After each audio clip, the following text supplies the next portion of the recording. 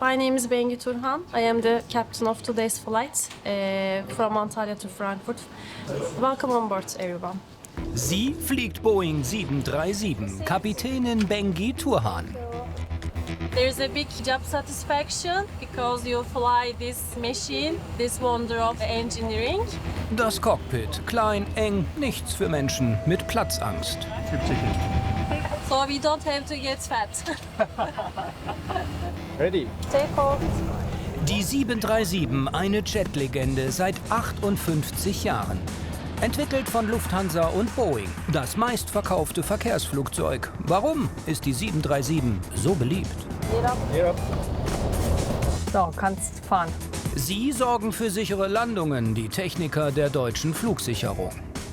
So sieht's ganz gut aus. So kannst du bleiben. Ihr Auftrag: Kontrolle des Instrumentenlande-Anflugsystems. Jetzt gucke ich auch mal, ob alle Stecker fest sind. Die lösen sich natürlich schon, weil hier ja auch viele Maschinen drüber gehen. Ihre Anlage sendet Daten an Flugzeuge. Fehler könnten den Landekurs gefährlich beeinflussen. Hier am Lastverteiler habe ich als Frau einen Vorteil, weil die Männer oft zu dicke Finger haben. Exklusive Einblicke hinter die Kulissen auf Deutschlands größtem Airport.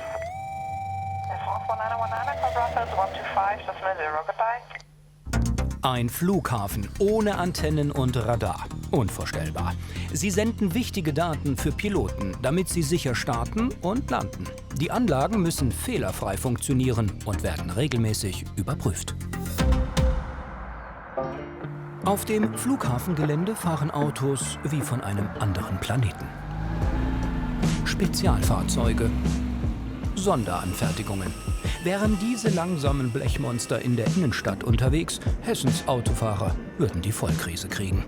Doch hier zählt nicht nur breit und stark, auch hoch ist eine Option, wie dieser Bus der deutschen Flugsicherung.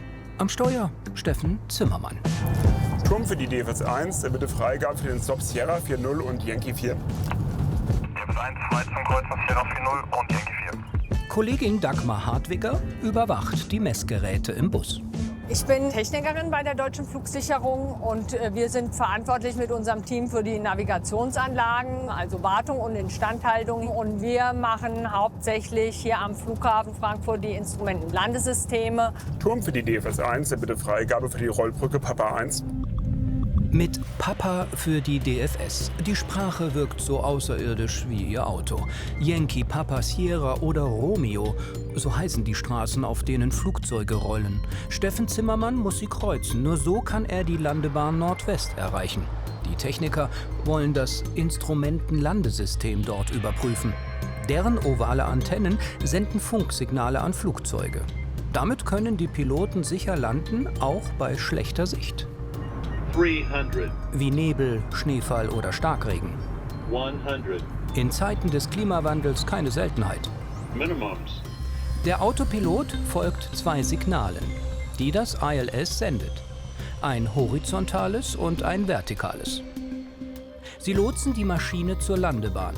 Beide Signale müssen, wie hier oben links dargestellt, genau in der Mitte sein, damit die Maschine sicher landet.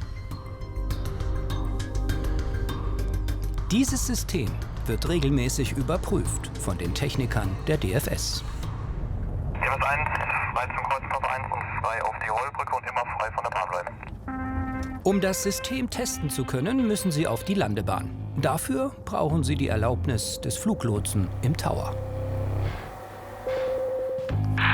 Turmhöhe, DFS 1. Ja, die DFS 1 für die Bahnfahrt. Sollen wir bei Papa noch runterfahren, weil wir müssen ja die 2,5er Richtung messen. Nö, ihr könntet ihr das halt drauf gehen. Alles klar. Wir fahren jetzt auf die Bahn und an die Schwelle, damit wir dann die komplette Bahn fahren können in der 2,5er Anflugrichtung, weil wir dieses System kontrollieren wollen. Viel Zeit zu messen haben sie nicht. Der nächste Flieger im Anflug sitzt ihnen schon im Nacken. So, kannst fahren.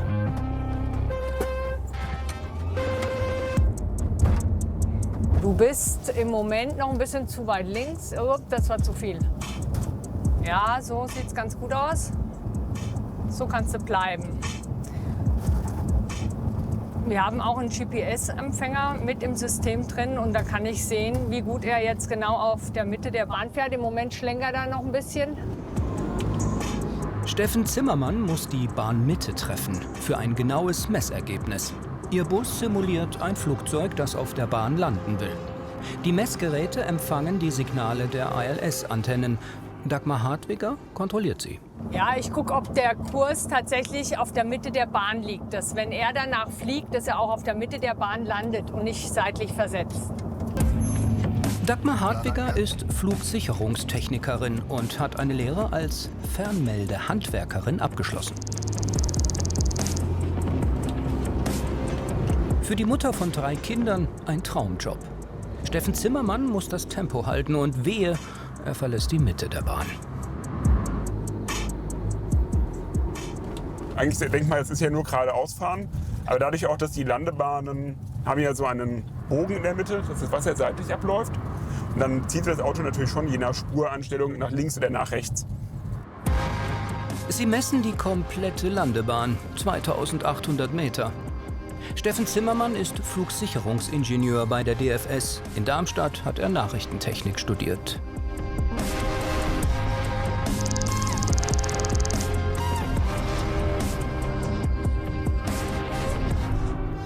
Turm für die DFS 1, DFS 1 frei von der Nordwest.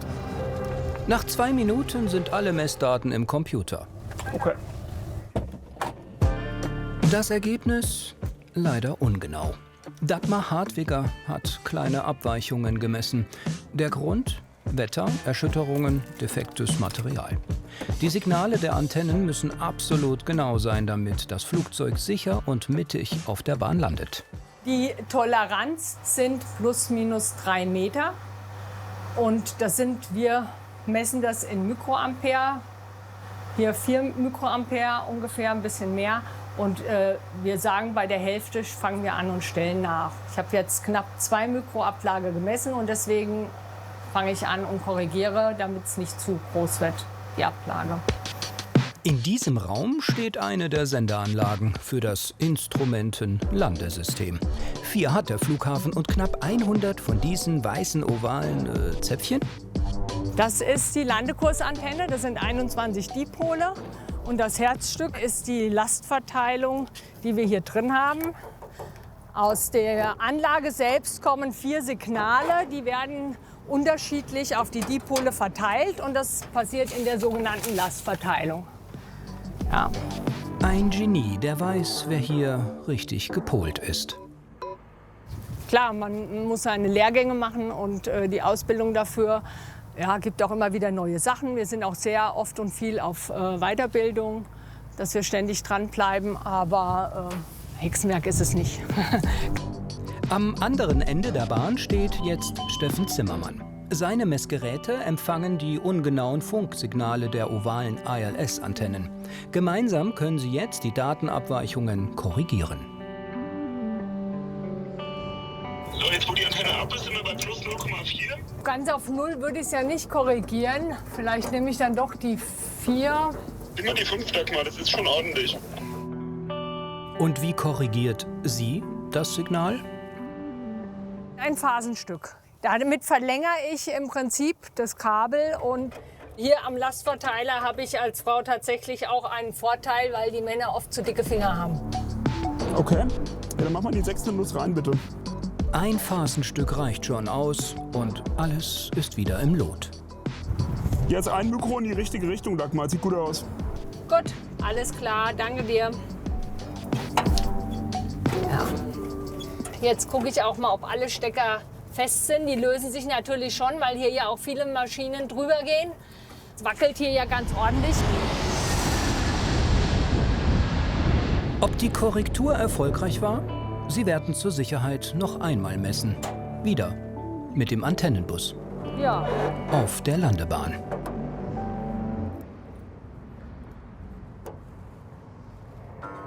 Deutschlands größter Airport. Hier landen fast alle Flugzeugmuster dieser Welt. Die dicksten und die schlanksten. Das Neueste und das Älteste. die wichtigsten und die teuersten wie dieser Privatjet, eine Boeing 737. Ob als Luxusflieger, Fracht, Passagier oder Sondermaschine, die 737 ist das meistverkaufte Flugzeug der Welt. 1967 landet die erste ausgelieferte 737 in Frankfurt. Erster Kunde weltweit ist Lufthansa. Seit 58 Jahren sind 737-Maschinen täglich in Frankfurt zu sehen, immer wieder umgebaut und modernisiert. SunExpress kommt mit den meisten 737-Maschinen nach Frankfurt. Bis zu 12 Flüge täglich. Hauptsitz der Airline ist Antalya, im Südwesten der Türkei, direkt am Mittelmeer. SunExpress ist ein Gemeinschaftsunternehmen von Lufthansa und Turkish Airlines. Gegründet 1989 mit nur einer einzigen 737. Heute gehören 77 Flugzeuge zur Flotte, darunter der Lieblingsflieger der Hessen. Der Mannschaftsflieger des Fußball-Bundesliga-Vereins Eintracht Frankfurt. Die Airline beschäftigt mehr als 800 Piloten und 2000 Flugbegleiter. Dienstbeginn für die Crews ist im Terminal 1, in diesem Glaskasten. Hello everyone, my name is Bengi. We are together today with Ahmet. Welcome. Crew Briefing mit Bengi Turhan. Sie ist Kapitänin auf einer Boeing 737. Ihr Team heute 4 Flugbegleiter und ein Co-Pilot.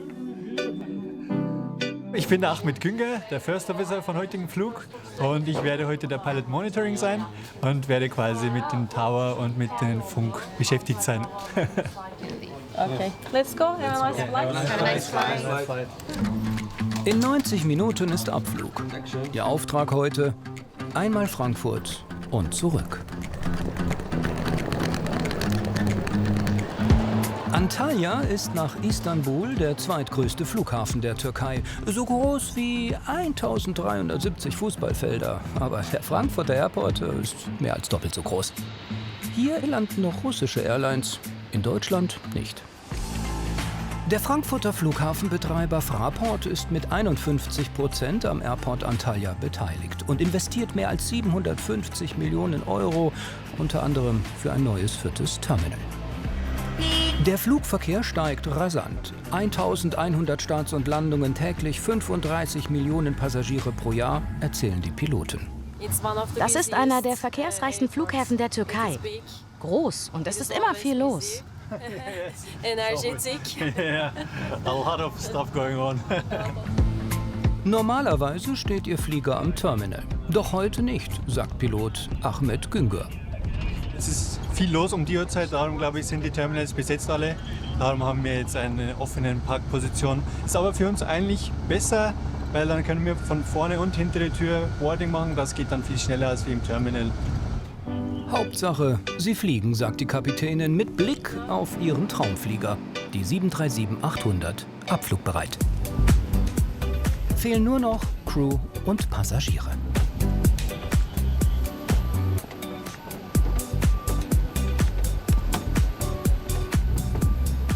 Ich muss mit den Kollegen über die Anzahl der Passagiere sprechen. Bengi Turhan holt sich die ersten Fluginfos beim Rampagenten. Er hat alle wichtigen Zahlen über Passagiere und Abfluggewicht. Seit 7 Jahren ist sie Pilotin. Kabin hazır olduğunda o zaman yolcu alımına başlayabilirsin. Kolay gelsin. Der Flieger ist ausgebucht. 189 Passagiere passen in die Minimaschine, nur 40 Meter lang.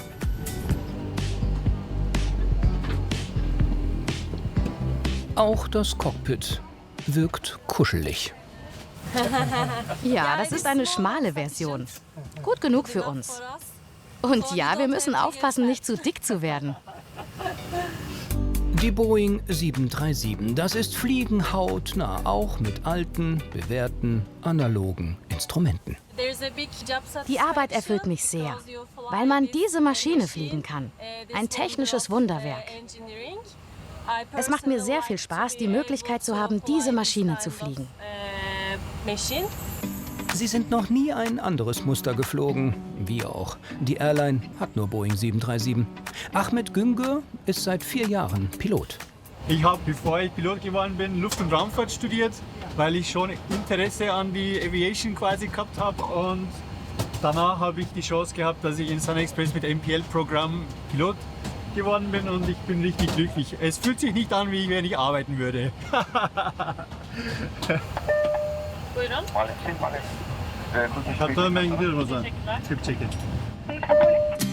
Zeit für den Außencheck. Heute ein Fall für den Luft- und Raumfahrtexperten. Gäbe es im Himmel Schlaglöcher, er würde sie alle blind kennen. So oft ist er schon zwischen Frankfurt und Antalya hin und her geflogen. Und das seit seiner Geburt. Seine Mutter ist aus Deutschland, sein Vater aus der Türkei. Da ich ja in Deutschland geboren bin und immer wieder mit der Familie von Deutschland zur Türkei geflogen sind, hatten wir immer den Streit mit den Geschwistern, wer darf an Fensterseite sitzen, wer nicht. Und ja, jetzt mittendrin im Job zu sein, ist ein sehr schönes Gefühl.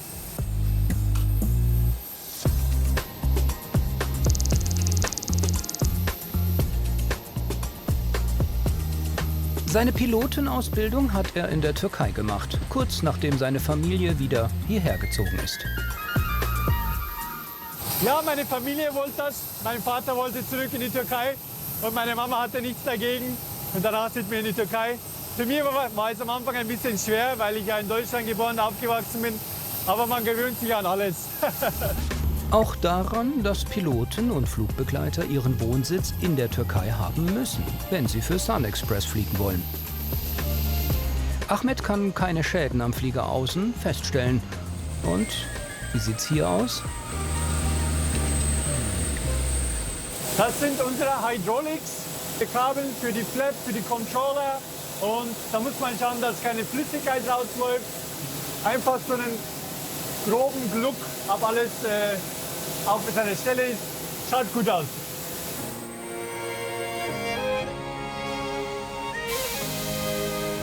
Drei Busse bringen die Passagiere vom Terminal zum Flieger. Schönen guten Tag, hallo. Herzlich willkommen an Bord. Bitte schön, kommt rein. Hüseyin Yücel Guten Tag, hallo. Hallo. ist heute Kabinenchef. Ich bin in Deutschland aufgewachsen, habe türkische Vorfahren, also Papa und Mama ist türkisch, aber 22 Jahre in Deutschland gelebt. Jetzt glücklich in der Türkei, in Antalya. Hallo, herzlich willkommen an Bord. Bitte schön. Sunshine, sunshine reggae. Don't worry, don't hurry. Take it easy. Tabii ki. Bengi Turhan ist eine von 60 Pilotinnen bei der Airline. Die anderen 740 sind Männer. İşler. Alle an Bord, wir machen die Tür zu, das war's. Çok teşekkür ederim, eline sağlık. Dankeschön. Tschüss. In der Kabine arbeiten, wie bei anderen Airlines auch, mehr Frauen als Männer. Cabin crew slides up, then cross-check. Yes. Yes. Okay. Draußen sind es 26 Grad. Drinnen ist es noch heißer.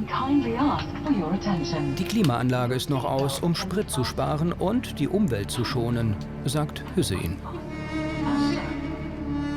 Ist gleich, also wenn wir oben sind, ist es kalt auf jeden Fall, das verspreche ich Ihnen.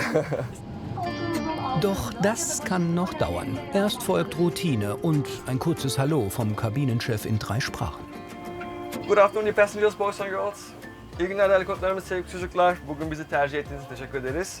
Mein Name ist Hüseyin, ich bin der verantwortliche Flugbegleiter an Bord. Zusammen mit meinem Kollegen Göksu, Tolga und Su sind wir für die Sicherheit und Wohlergehen heute verantwortlich. Thank you very much for your understanding and your support. Ground Eaglers, we have EGNOT 1 Tango, 11,000 feet and squawk is 5340, we are fully ready. Flug XQ142 ist startklar. Zurück zum Frankfurter Flughafen. Dort überprüft die deutsche Flugsicherung das Instrumentenlandesystem auf der Nordwestbahn. Das feuerrote Messmobil muss wieder auf die Landebahn. Und wieder brauchen sie die Freigabe vom Tower. Alles klar, wir melden uns, wenn wir die Runway verlassen haben. Danke. Mit der langen Antenne empfangen sie die Signale des Systems. Ihr Bus simuliert ein Flugzeug. Technikerin Dagmar Hartwiger überprüft die Messdaten. Wir machen jetzt eine Bahnfahrt und kontrollieren nochmal, ob die Korrektur, die wir an der Antenne vorgenommen haben, auch richtig war Kannst und gleich sich das losgehen, hier Dagmar? auch so widerspiegelt. Bitte? Ob es gleich durchgehen kann? Ja. Ja, kannst du. Alles klar. Ingenieur Steffen Zimmermann versucht wieder genau die Mitte der Bahn zu treffen. Auch die Geschwindigkeit muss erhalten, knapp 100 km/h. Der Computer erfasst die Daten und vergleicht sie mit der ersten Fahrt. Hier sehen wir jetzt schon ganz schön, die blaue Kurve ist die neue Kurve, die jetzt hier wesentlich besser bei 0 liegt als die alte Kurve vor der Korrektur, die hier ungefähr im Mittel bei -2 lag.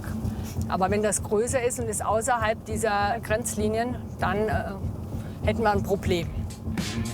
Ein Baukran, ein neues Gebäude könnte die Signale beeinflussen. Antennen müssten dann umgebaut oder zusätzlich installiert werden. Auch der Klimawandel sorgt mittlerweile für Schieflage der Antennen auf dem trockenen Boden. Es gibt schon Standorte, die da empfindlicher sind, weil der Boden da sehr sandig ist. Da merkt man mehr die Auswirkung von dem Wetter. Und ja, kann auch einfach durch Alterung dann irgendwann kommen, dass die Kurslage ein bisschen wegläuft. Mit ihrem Messbus können sie jede Abweichung feststellen. Und wie sind die Daten jetzt nach der zweiten Fahrt? Ich bin zufrieden. Korrektur war erfolgreich, sieht gut aus. Ja, Flugvermessung kann kommen. Da kommt die Flugvermessung. Ingenieure und Piloten sitzen in diesem Flieger. Auch sie testen das Instrumentenlandesystem, wie die Kollegen am Boden. Alles korrekt, funken sie. Die Tests sind beendet, abmelden beim Tower. DFS 1 frei von der Landebahn Nordwest. Dankeschön, seid ihr fertig oder müsst ihr noch was? Ne, sieht gut aus, passt wunderbar. Ein Traum, danke. Steffen Zimmermann muss heute noch ein Navigationssystem im Westen kontrollieren. Das empfängt Daten von einem Satelliten, doch die sind ungenau. 2500 Kilometer entfernt in Antalya wartet Flug XQ142 auf die Startfreigabe. Parking brake released, pushback and startup approved, facing north. Anweisung für den Schlepperfahrer. Sie sind startklar. Kapitänin Bengi Turhan und Co-Pilot Ahmet Güngör. Start sequence 2 down 1. Start number 2 engine. Ground from Cooknall, thank you for operation. See you next time, have a nice day. Ihr Flug ist pünktlich. Noch ein paar Checks, dann können Sie abheben. Sun Express 8, Charlie Foxtrot. Right side is clear. Left side clear.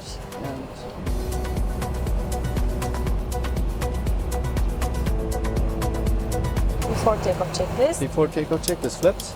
5 green light. Stabilizer trim. Received. Before takeoff check is complete. Thank you. Cabin crew takeoff position.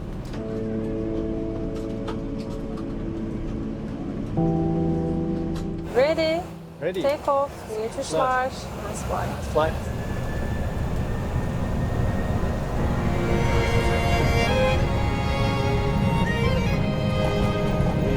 V1. And rotate.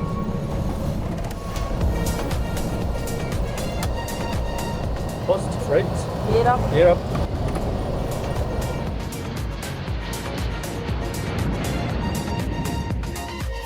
$400. And left.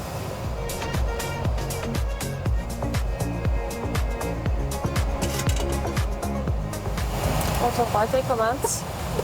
So departure, merhabalar. Sun Express 8, Charlie Foxtrot, climbing 1000 by Egnut 1 Tango. Noch 3,5 Stunden bis Frankfurt. Mittelmeer voraus. Wen es interessiert. Darf ich Sie um Ihre Aufmerksamkeit bitten? Flugbegleiterin Hasretsu ist Lehrerin. Fliegen ihr Zweitjob. Kabinenchef Hüseyin hat erst eine Lehre abgeschlossen, bevor er Flugbegleiter wurde. Eigentlich bin ich gelernter Konstruktionsmechaniker.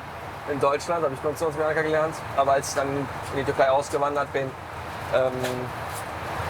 Tourismus, Antalya, dass ich Deutsch gesprochen habe.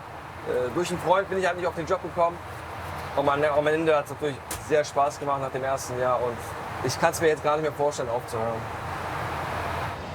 Im Ofen Hähnchen und Käsesandwich. Online-Vorbestellungen. 16 var. Hüseyin betreut auch die Piloten. Mehrmals muss er im Cockpit anrufen. Zwischen 15 und 20 Minuten mache ich den ersten Call ins Cockpit, dass alles in Ordnung ist, ob das Cockpit etwas möchte. Und danach regelmäßig jeden 20 Minuten rufen wir immer das Cockpit an, bis zum Schluss des Fluges. Balıkçı kaptanım. Efendim? Kaptanım içeri giremedim. Bir isteğiniz arzunuz var mı? Benim yok, teşekkürler. Sağ olun kaptanım. Wir haben erstmal keinen Wunsch. Warum auch? Alles an Bord. Auch vorne. Umso besser, sagt Hüseyin. So können Sie gleich mit dem Bordservice beginnen. So, haben Sie einen Wunsch vom Service? Eine normale Cola? Noch etwas dazu? Stilles oder Mineralwasser? Stilles, gerne. Bitte schön, guten Appetit. Plain water, please. 2 Filterkaffee, gerne. Einfach oben dran halten. Hier oben, genau. Good afternoon, ladies and gentlemen, dear children. This is your captain speaking from cockpit. Welcome on board of our Sun Express flight from Antalya International Airport to Frankfurt Airport. Die Durchsagen Teamarbeit. Hallo meine Damen und Herren und liebe Kinder, euer zweiter Kapitän spricht aus dem Cockpit. Herzlich willkommen nochmal zu unserem Flugnummer XQ142 von Antalya nach Frankfurt. Mittlerweile sind wir 36.000 Feet über Meer, das macht ungefähr 11.000 Meter und unsere Geschwindigkeit ist mittlerweile 830 Stundenkilometer. Herzlichen Dank und bis nächstes Mal. Ciao, tschüss. 11.000 Meter tiefer ist übrigens Osteuropa. Wir sind mittlerweile in Bulgarien hier. Dann werden wir über Rumänien weiterfliegen. Dann über Ungarn, über Budapest, dann über Wien, dann noch über Tschechei und danach werden wir von Osten in Deutschland weiter nach Frankfurt fliegen. Sie lieben ihre 737, so wie sie ist. Klein, eng, aber sparsam und effektiv. Deshalb ist sie auch so beliebt bei Fluggesellschaften weltweit, sagt Ahmet Güngör. Das 737 ist sehr kompakt, finde ich. Und die Knöpfe ist leicht zu erreichen. Es schaut von innen klein aus, aber wenn man dann aussteigt und von draußen mal das Flugzeug anschaut, dann denkt man, was für eine große Maschine man eigentlich fliegt. Und es ist auch sehr stark mit vielen Passagieren, wenn man Full House hat und das Wetter ist heiß und alles Mögliche. Man hat immer noch eine Top-Leistung von dem Flugzeug. Und es ist eine Maschine, die über die Jahre bewiesen hat, wie sicher es ist. Und ich als ein Luft- und Raumfahrtingenieur weiß den Background von dem Flugzeug und finde es einfach ein fantastisches Ingenieurswerk. 1965 startet der amerikanische Flugzeughersteller Boeing mit der Entwicklung der 737. Mit dabei Ingenieure von Lufthansa. Die Airline hat 19 Maschinen bestellt. Um die Entwicklung zu beschleunigen, dienen Boeing 707 und 727 als Vorlage. Viele Ideen werden übernommen. 2 Jahre später landet die erste ausgelieferte Maschine weltweit in Frankfurt. Eine 737-100, Stückpreis damals 13 Millionen Mark. Heute kostet eine 737 fast das 10-fache. Diese Jets sollen als Kurzstreckenmaschinen den innerdeutschen und europäischen Flugverkehr intensivieren. Der erste Cityjet, wie die Maschinen genannt werden, ist seit 3 Wochen im Dienst und fliegt täglich München, Hamburg und Köln an. Die 737 wird zum Verkaufsschlager für Boeing. Bis heute ist sie das meistverkaufte Düsenverkehrsflugzeug weltweit. Von 1967 bis heute wurden 20 verschiedene Versionen gebaut, mehr als 12.000 Maschinen ausgeliefert an über 500 Airlines. Auf einer 737 werden auch die ersten deutschen Pilotinnen ausgebildet, 1988. Unter ihnen ist auch TV-Moderatorin Sonja Zietlow. Sie ist damals 25 Jahre jung und Co-Pilotin auf einer Boeing 737. Der Hessische Rundfunk ist 1991 mit ihr unterwegs. Die Tatsache, dass bei diesem Flug eine Dame den Jet steuert, schreckt niemanden. Ich bin heute Morgen schon mit der Dame im Taxi gefahren, heute gestern mit der Dame im Bus gefahren. Also, ich werde nur von Damen chauffiert. Ich finde es hervorragend. Wir machen unsere Arbeit mindestens genauso gut wie die anderen auch. Und also eigentlich freuen sich viele auch mal mit einer Dame nebenan, weil sie ihr Leben lang immer mit Männern geflogen. Ist auch mal eine Abwechslung. Ja, eben, ist eine Abwechslung. Und zu mir sind sie immer nett, was sie hintenrum sagen, weiß ich. Interessiert auch nicht. Nö. Heute fliegen mehr als 600 Pilotinnen bei Lufthansa. Eine 737 besitzt die Airline nicht mehr. Doch bald soll sie wieder für den Kranich abheben. Lufthansa hat 40 Maschinen vom Typ 737 MAX 8 bestellt, das neueste Modell. 2018 und 2019 überschatten jedoch negative Schlagzeilen die 737-Erfolgsgeschichte. Softwarefehler in der 737 MAX führen zu 2 Abstürzen mit 346 Toten. Boeing bekennt sich schuldig. Die Softwarefehler sind behoben, sagt der Flugzeughersteller. Die 737 MAX fliegt seit Jahren für Airlines weltweit. Auch SunExpress hat das neueste Modell bestellt. Die deutsch-türkische Airline hat aktuell 10 Kapitäninnen beschäftigt, wie Bengi Turhan. Pilotin war mein Traumjob schon als Kind. Ich lebte mit meiner Familie in der Stadt. Da war eine Militärbasis gegenüber und dort starteten jeden Tag Flugzeuge. Ich habe ihnen immer hinterhergeschaut und davon geträumt, eines Tages selbst Pilotin zu sein. 2 Filterkaffee, gerne, sofort. Ein Sandwich war für Sie?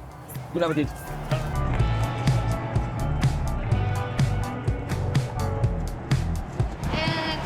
Nach einer Stunde ist der erste Bordservice beendet. Und was machen die Piloten? Gibt's Wünsche? Captain arka tarafta biraz serin derler. Nein, keine Wünsche hier vorne.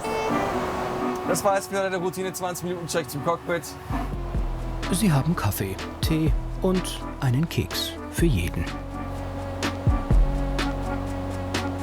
Noch 2 Stunden bis Frankfurt. Dort müssen weiter Satellitendaten für den Landeanflug überprüft werden. Die können gelegentlich ungenau sein. Flugsicherungsingenieur Steffen Zimmermann muss in den Westen des Flughafens. Ja, wir fahren jetzt zum GBAS. Das ist ein weiteres Navigationssystem zur Sicherstellung, dass die Flugzeuge korrekt anfliegen können. Das GBAS, das Ground-Based Augmentation System, kontrolliert Navigationsdaten, die Satelliten senden. Die können ungenau sein. Das GBAS verbessert die Positionsdaten der Satelliten und sendet sie dann an Flugzeuge, die im Anflug auf Frankfurt sind. Hi Rainer. Hi, grüß dich. Rainer Ullmann ist auch Flugsicherungsingenieur und Experte für das GBAS. Der Satellit sendet Daten die ganze Zeit. Das ist wie beim Handy oder beim Navi und zeigt die Position an. Die ist aber zum Fliegen nicht genau genug. Und das wird hier verbessert durch die Anlage, weil wir den Standort der Anlage sehr genau kennen und können dann Korrekturdaten aussenden, die die Flieger wieder empfangen. Und dadurch wird die Genauigkeit erhöht. Und warum senden Satelliten ungenaue Daten? Da gibt es atmosphärische Störungen zum einen, ja, dass also die Sonne, je nach Sonnenstand, Tageszeit und so weiter, gibt es Effekte. Dann ist ja nicht jeder Satellit steht ja immer fest, die bewegen sich und manche sind ein bisschen tiefer über dem Horizont, manche sind sehr im Zenit. Und dann gibt es auch Unterschiede mit den Laufwegen. Es gibt also bestimmte Effekte und die müssen rausgerechnet werden. Und das kann ein normales Navi nicht, aber unser System beherrscht das Ganze. Die Abweichungen der Positionsdaten können 10 bis 15 Meter betragen. Das lässt dieser GBAS-Computer natürlich nicht zu. Das ist das Herzstück. Ne? Und im Navigationsbereich sind alle Komponenten, die wir haben, immer doppelt vorhanden. Das ist schon mal ein wesentliches Merkmal. Das heißt, wenn eine Komponente ausfällt, ist die andere Komponente in Echtzeit direkt verfügbar, um dann den Betrieb weiter zu übernehmen. Flugzeuge im Umkreis von 60 Kilometern erhalten die genauen GBAS-Daten von dieser Sendeantenne. So, gehen wir mal auf GBAS. Die Ingenieure überprüfen heute Computer und Antennen. Wir gucken jetzt gerade mal nach der Sendeleistung, das heißt, ob die Energie vorhanden ist, dass abzustrahlen und dem Luftfahrzeugführer diese Daten, die wir korrigiert haben, dass wir die entsprechende Reichweite dann auch erzielen. So, was haben wir? Jetzt sehen wir hier die belegten Kanäle. Und wir sehen hier, dass wir 48 dBm Sendeleistung haben, was auch genau dem Zielwert entspricht. Das entspricht auch und die haben wir dann hier oben auch entsprechend eingestellt. Okay, ja wunderbar. Rainer Ullmann ist nebenbei Berufspilot. Er unterstützt bei Vermessungsflügen. Seit 25 Jahren arbeitet er am Flughafen. Fasziniert immer wieder und ich glaube, wenn dann so ein größerer hier vorbei rollt im Stadion, dann guckt man doch immer wieder mal raus und lässt den Blick schweifen. Und ich sage dann immer spaßhalber, hier darf man nicht arbeiten, wenn man zu sehr an Fernweh leidet, weil dann wird man unglücklich. Ja, das macht schon eine gewisse Faszination aus, so zwischen den Landebahnen und den Startbahnen zu arbeiten. Nach seinem Abitur hat er Feinwerktechnik studiert. Ich bin Quereinsteiger. Ich habe vorher, nach meinem Studium noch was anderes gemacht und bin dann zur Flugsicherung gewechselt. Ich habe im BOS-Funk, Feuerwehr und Rotkreuz, also Rettungsdienst, die Funkgeräte und den Funkmeldeempfänger repariert. Ehrenamtlich ist er auch aktiv bei der Freiwilligen Feuerwehr an seinem Wohnort in Oberursel. Jetzt wollen die Ingenieure die Empfangsantenne überprüfen, also jene Antenne, die die ungenauen Positionsdaten von den Navigationssatelliten empfängt. Diese hier. Ja, wir gucken jetzt mal, machen den kleinen Kasten hier auf und schnüffeln noch mal mit dem Messgerät da rein, um zu gucken, ob die Datenverbindung funktioniert. Die vielen Steine hier überall haben auch einen Job. Sie filtern das Signal aus dem All. Der Satellit strahlt ja in alle Richtungen. Und damit kein Mehrwegeempfang entsteht, haben wir hier so einen diffusen Boden, an dem das Signal so gestreut wird, dass wirklich die Antenne nur das empfängt, was direkt in die Antenne kommt. Und alles, was von außerhalb hier rein käme, wird hier weggefiltert, wenn man so will. Und dann ist das ein ganz sauberer Empfang dann. Die Antenne ist sehr stabil, schwören die Techniker. Hitze und Sturm machen ihr nichts, nur Gewitter sind blöd. Ja, Blitze, das ist ja Elektromagnetismus. Und das hat auch so ein bisschen was mit Funk zu tun. Das stört sich einfach. Und wenn der Blitz zu nah hier einschlägt und es gibt Potentialunterschiede mit der Erde und da gibt es verschiedene Effekte, die dann im Prinzip auch so eine Datenübertragung mit Kupferleitung auch mal stören können. Dann geht nichts. Und das ist, wie gesagt, bei den Lichtwellen leider nicht der Fall. Und? Was Spannung passt, 20 Volt. Ja, wunderbar. Ja, wunderbar. Das ist so. Jetzt mal gerade gucken nach der Frequenz. Kein Brummen drauf. Passt. Alles gut. Ja, dann machen wir wieder zu. Übrigens, die Erdplattenverschiebung in mehreren Kilometern Tiefe stört auch. Die Antenne könnte absacken.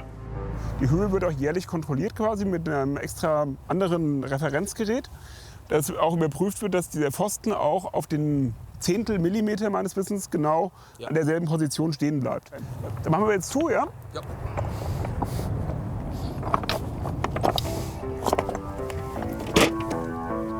Für heute haben sie es geschafft. Die Ingenieure der Deutschen Flugsicherung. Morgen überprüfen sie weiter die vielen Antennen und empfindlichen Systeme, damit Flugzeuge sicher landen.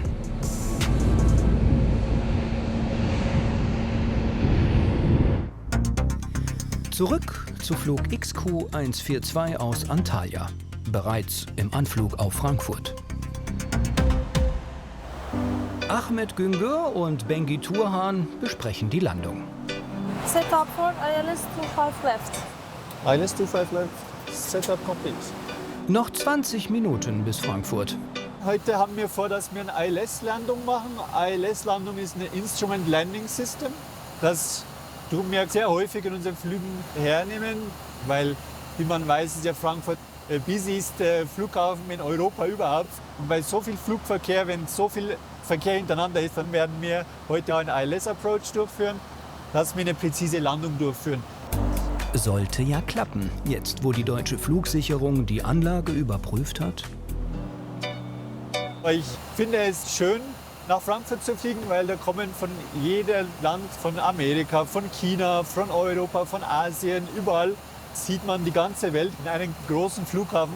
Da fühlt man sich richtig in Aviation. Also ich finde das schön und das ist vielleicht die Besonderheit von diesem Tag heute nach Frankfurt. Den Sitz noch aufrecht stellen für die Landung? Achso, ich dachte, da war schon. Kabinenchef Hüseyin kontrolliert alle 189 Sitze. Dann meldet er den Piloten. Alle Passagiere angeschnallt, Kabine klar für Landung. Okay, heading select 220, set up for ILS Yankee 25 right. Alright.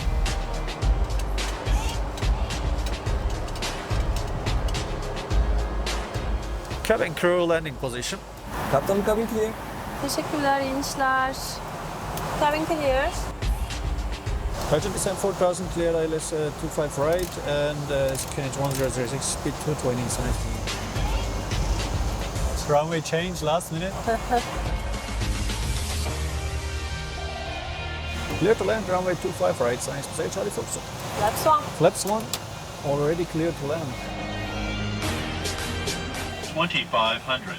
Okay, gear down. Gear down, flaps 50. 500.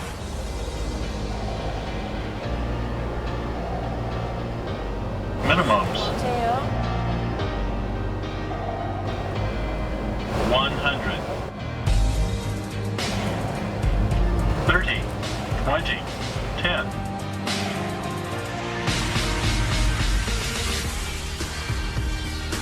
Speed brake up. And reverse. Pünktlich landet Kapitänin Turhan die Maschine auf der Nordwestbahn. Apron good, SNX Passage Charlie Foxtrot, proceeding Papa 1, Hold Short Whiskey. Second right. Yes, second right, then left. Yes. Mit im Ticketpreis eine kleine Flughafenrundfahrt. Noch 5 Kilometer bis zum Terminal. It's a long way.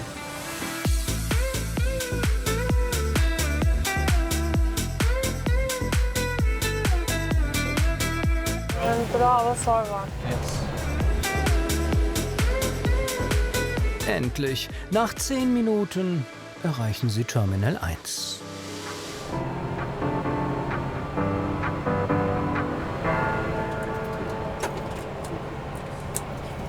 Shutdown Checklist. Also wir hatten noch einen kurzfristigen Landebahnänderung. Ja, normalerweise haben wir 2,5 links geplant. Das wäre die Taxiwege wäre ein bisschen kürzer, aber es war viel Verkehr, darum hatten wir keine Chance, hatten wir im Norden. Aber ist okay, das passt schon. In 60 Minuten ist wieder Takeoff. Wir haben den ersten Flug geschafft. Wir beginnen jetzt mit den Vorbereitungen für unseren zweiten Flug. Wir haben Kerosin bestellt, die Kabine wird gereinigt, wir checken die Maschine, ob alles okay ist. Dann sind wir schon wieder bereit fürs Boarding mit den neuen Passagieren. Diesmal wird Ahmed nach Antalya zurückfliegen. Und wie läuft's beim Kabinenchef? Alles gut, überstanden. Wir sind direkt an der Gate-Position, das ist auch gut. Dann machen wir noch mal einmal für die Passagiere. Liebe Fluggäste, da wir an der Passagierbrücke geparkt haben, wird das Aussteigen durch die vordere Tür erfolgen. Hallo! Merhaba, 156 artı merhaba. Mit abi, nasılsın? Können wir anfangen? Super, bitteschön. Tschüss, auf Wiedersehen, bis zum nächsten Mal. Tschüss, auf Wiedersehen, bis zum nächsten Mal. Tschüss. Schöne Grüße an HR. Auf Wiedersehen. Tschüss. War sehr angenehm. Ciao. Tschüss. Jetzt kann der Putztrupp starten. Auch die Crew muss mit anpacken, Handtücher und Toilettenpapier nachfüllen. In 20 Minuten ist wieder Boarding. Eine Stunde später, pünktlich starten die Piloten. Gegen Mitternacht werden sie wieder in Antalya landen mit ihrer Boeing 737.